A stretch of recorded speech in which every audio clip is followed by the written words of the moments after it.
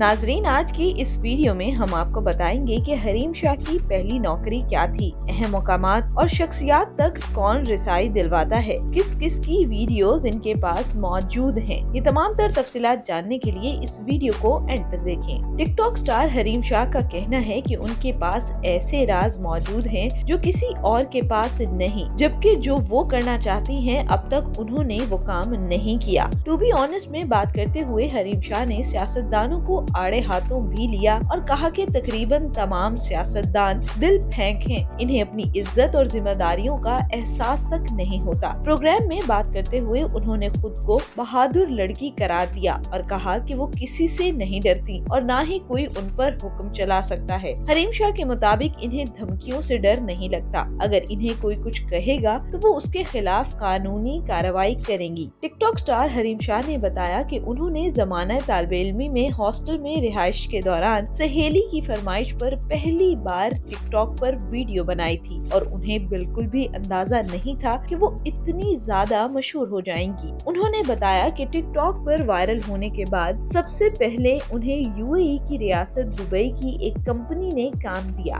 और उनकी पहली कमाई 6 लाख रुपए थी। जो मेरी फर्स्ट सैलरी थी 6 लाख थी। हरीम शाह का कहना है कि उन्होंने कई ममालिक का दौरा किया। वो तमाम दौरों पर कंपनियों या दूसरे अफराद के अखराजात पर गई हैं। प्रोग्राम के दौरान हरीम शाह ने ये भी बताया कि अगरचा उन्होंने बहुत कुछ किया है, बहुत सारे लोगों को सबक सिखाया है, ताहम ताहाल उन्होंने वो काम नहीं किया जो वो करना चाहती हैं। प्रोग्राम में बात करते हुए हरीम शाह ने सियासतदानों को आड़े हाथों लिया और कहा कि पाकिस्तान में सबसे ज्यादा ढरकी सियासतदान ही हैं और यही वजह है कि वो ऊंचे ओहदों पर बैठे हैं। उन्होंने किसी भी सियासतदान का नाम लेने से गुरेज किया, ताहम कहा कि सियासतदानों को अपनी इज्जत और जिम्मेदारियों का एहसास तक नहीं होता और न ही वो अवाम का ख्याल रखते हैं। हरीम शाह ने अदाकारों, टीवी एंकर, सहाफियों और शोबिस शख्सियात को सियासतदानों से बेहतर और अपनी इज्जत का ज्यादा ख्याल रखने वाले अफराद करार दे दिया। उन्होंने मिसाल दी कि जमाते इस्लामी के सियासतदान शरीफ हैं, जिसकी वजह से